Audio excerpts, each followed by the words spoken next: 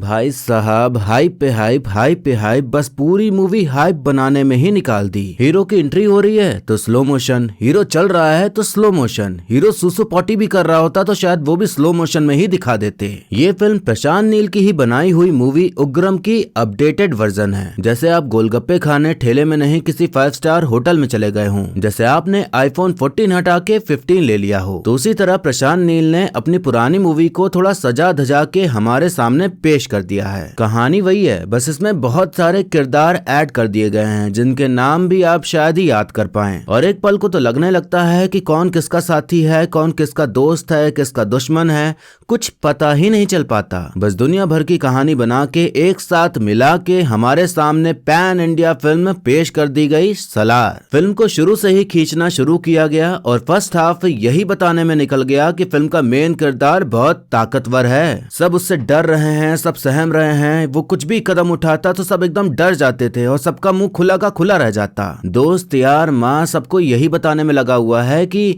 देवा बहुत खतरनाक लड़का है, उससे बच के रहो, अगर उसके हाथ में कुछ भी आ गया या उसको गुस्सा आ गया तो वो मार देगा। ऐसे तो वो बहुत नॉर्मल रहता है लेकिन वो बहुत खतरनाक इंसान है। तो कुछ इस तरह से उसकी हाइप बनाई गई पूरे फर्स्ट हाफ में, यानी कि पूरा फर्स्ट हाफ यही बताने में निकाल दिया कि देवा बहुत खतरनाक इंसान है। सेकंड हाफ में एक्शन सीन्स थोड़े बहुत सही हैं कि आपको सीटी बजाने और हो हल्ला करने का पूरा मौका मिलता है। भाई साहब स्लो मोशन से तो अब नफरत सी होने लगेगी इसको देखने के बाद, क्योंकि 80% मूवी में स्लो मोशन ही भरा है। कुछ भी हो रहा है सब स्लो मोशन में हो रहा है। अगर इस फिल्म से स्लो मोशन हटा दिया जाए तो आधे घंटे से ज्यादा बड़ी मूवी नहीं है ये। एक सीन है जहाँ प्रभास यानी कि देवा प्लास्टिक की छुरी से केक काटने जा रहा है तो उसकी माँ घबराते हुए आती है और उससे चाकू छीन लेती है। सब सोच में पड़ जाते हैं कि भला प्लास्टिक की चाकू से ये क्या ही कर देगा। तो इस सीन से यह दिखाने की कोशिश की गई कि अगर देवा के पास प्लास्टिक का चाकू भी है तो उस चीज से भी वो लोगों को मार सकता है। फिर एक और सीन है जहाँ एक आदमी उसे मारने तो आया लेकिन उसे देखते ही अपनी बंदूक छोड़ के भाग गया। मतलब हर कोई उससे डरा हुआ है, सहमा हुआ है, ऐसे जैसे कोई आम इंसान नहीं सुपरमैन आ गया हो। देवा को ऐसा दिखाया भी गया है कि वो आम इंसान नहीं सुपरमैन ही हो। न कोई उसे मार सकता है, न कोई गोली उसे छू सकती है, न तलवार लग सकती है, बल्कि वो 100-200 को एक हाथ से ही निपटा देता है। बस सुपरमैन की तरह उड़ना ही बाकी रह गया था। बाकी सारी पावर्स थी उसके पास जो कि सुपर हीरो में होती हैं। एनिमल मूवी में हमने देखा था कि उसने इतनी लड़ाई करी, इतने लोगों को मारा तो उसके साथ भी बुरा हुआ। उसका हार्ट फेल होने को आ गया, उसकी बॉडी नहीं काम कर रही थी ठीक से, वो मरने की हालत में हो गया था। लेकिन यहाँ पे भैया देवा सर को कुछ हो ही नहीं रहा, एक खरोंच तक नहीं आती उनको। पूरी सेना बंदूक लेके तलवार लेके उनके पीछे पड़ी है लेकिन उनको कुछ नहीं हो रहा। तो भाई साहब ये सुपर ह्यूमन ही हुए एक हिसाब से, आम इंसान तो हुए नहीं, है ना। एक टाइम आता है जब मजा भी आती है लेकिन हजम करना मुश्किल हो जाता है ये बात कि फिल्म का मेन किरदार आम इंसान ही है। अगर पहले से उस पर ठप्पा लगा दिया जाए कि इसको कोई दैव्य शक्तियां मिली हैं या कोई सुपर पावर्स मिली हैं किसी से, तो हजम हो जाता है कि चलो ये 200-300 लोगों को मार सकता है। लेकिन भाई अब दिखा रहे हो कि वो गुस्से से एक पोल को पकड़ रहा है तो उसमें उसका हाथ का निशान बना जा रहा है, तो ये सब थोड़ा सा ज्यादा ही हो जाता है। मतलब लॉजिक इसमें समझ नहीं आता कि इतना कहाँ से ताकत आ रही है उसको। मूवी का फील, एम्बियंस सब कुछ केजीएफ जैसा ही था, तो लाजमी है कि इसकी तुलना केजीएफ से होनी ही होनी है। केजीएफ में भी एक आतंकी की कहानी थी और इसमें भी एक आतंकी संगठन की ही कहानी है। मतलब कोई अच्छा काम तो कर नहीं रहा, यहाँ पे सारे गंदे काम कर रहे हैं, तो ये सब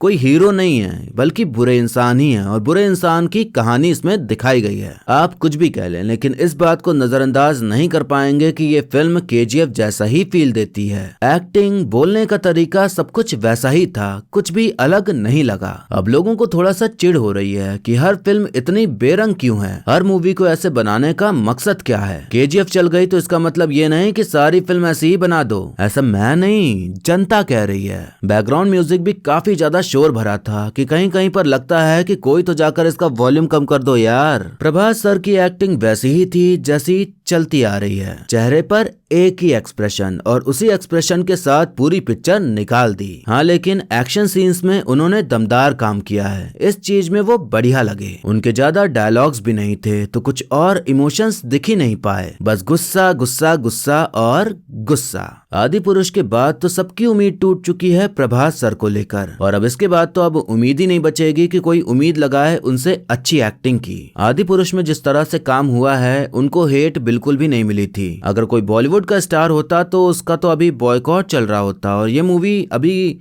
बॉयकॉट हो रही होती, पर प्रभास हैं तो कुछ भी नहीं हो रहा। श्रुति हसन का इस पार्ट में तो कुछ ज्यादा बड़ा रोल नहीं था। उम्मीद करते हैं कि अगले पार्ट में उनको मौका मिले अपना काम दिखाने का। हिंदी डब में उनका इंग्लिश बोलने का एक्सेंट बहुत खराब था, मतलब जो बना के इंग्लिश बोली जाती है विदेशी लगने के लिए, वो वाला एक्सेंट आ रहा था जो कि सुनने में बहुत बेकार लग रहा था। पृथ्वीराज का लुक काफी बढ़िया है, पर उन्हें भी ज्यादा मौका नहीं मिला अपनी कला को दिखाने का। बाकी उनका काम अच्छा ही रहा और बाकी सबकी भी एक्टिंग सही ही दिखी। इस फिल्म में या तो सभी लोग चिल्ला रहे हैं, या तो घबरा रहे हैं, या तो डर रहे हैं। बाकी उनके पास और कुछ करने को था नहीं। जो फिल्म की डिमांड थी सबने वही दिया और वही निकल के बाहर आया। सभी लोगों को लग रहा था कि इसमें रॉकी भाई की एंट्री होगी, पर अफसोस आपको ये मजा नहीं मिलेगा। कई जगह पर ऐसे पल आएंगे जहां आपको लगेगा कि यहाँ रॉकी भाई की एंट्री हो सकती है, पर दोस्त ऐसा कुछ होगा नहीं। जिस इंसान ने कभी केजीएफ न देखी हो, जिसको ये न पता हो कि इसकी कहानी कौन सी फिल्म से ली गई है, उसे ये फिल्म बहुत ज्यादा पसंद आएगी। या फिर जो प्रभास सर का कट्टर फैन है, या फिर जिसे mass masala action with lots of slow motion and no logic वाली फिल्में अच्छी लगती हैं, उसे बहुत ज्यादा मजा